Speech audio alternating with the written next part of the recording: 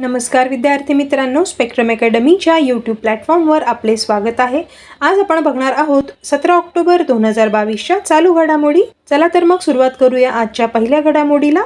जागतिक भूक निर्देशांकात भारताची घसरण। जागतिक भूक निर्देशांकात भारताची 107व्या स्थानी घसरण झाली आहे।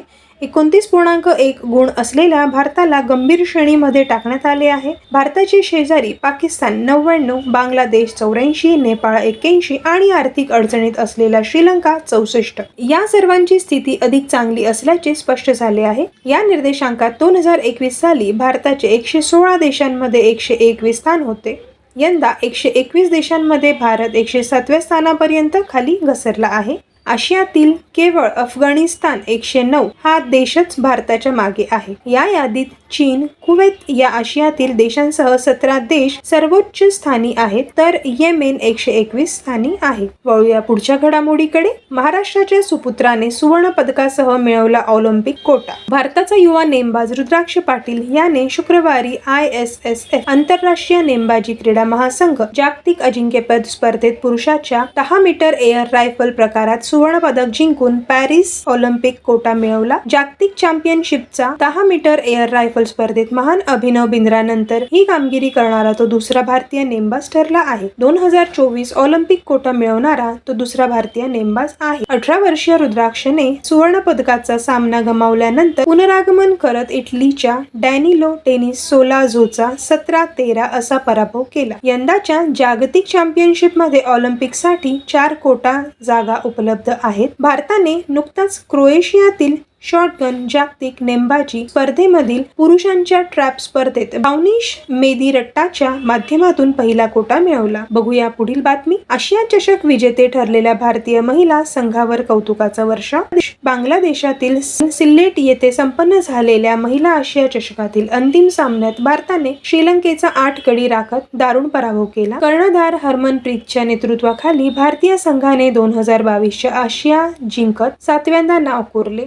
स्मृती मंधानाने विजयी षटकार खेचत भारताने आशिया चषक जिंकला। अंतिम सामन्यात श्रीलंकेने नाणेफेक जिंकत प्रथम फलंदाजीचा निर्णय घेतला। बघूया पुढील बातमी। 17वे प्रवासी भारतीय दिवस जानेवारी 2023 मध्ये इंदूर येथे होणार आहे। 17वे प्रवासी भारतीय दिवस अधिवेशन जानेवारी 2023 मध्ये मध्य प्रदेशातील इंदूर येथे होणार आहे। परराष्ट्र मंत्री डॉक्टर S जयशंकर यांनी मध्य प्रदेशचे मुख्यमंत्री शिवराज सिंह चौहान आणि परराष्ट्र राज्यमंत्री V मुरलीधरन यांच्या समवेत 17व्या प्रवासी भारतीय दिवस अधिवेशनाची वेबसाईट लॉन्च केली। डॉक्टर जयशंकर यांनी पंतप्रधान नरेंद्र मोदी आणि सरकारने भारतीय डायस्पोरांना सर्वोच्च प्राधान्य दिल्याबद्दल बांधकाम उद्योगावर प्रकाश टाकला। सरकारी प्रतिबद्धता 4C मध्ये स्थापित केली गेली आहे। 4CS care, connect, celebrate and contribute. परराष्ट्र मंत्र्यांनी विश्वास व्यक्त केला की 17वी प्रवासी भारतीय दिवस कॉन्व्हेंटी ही महामारीनंतरच्या जगात महत्त्वाची घटना ठरेल। या प्रसंगी परराष्ट्र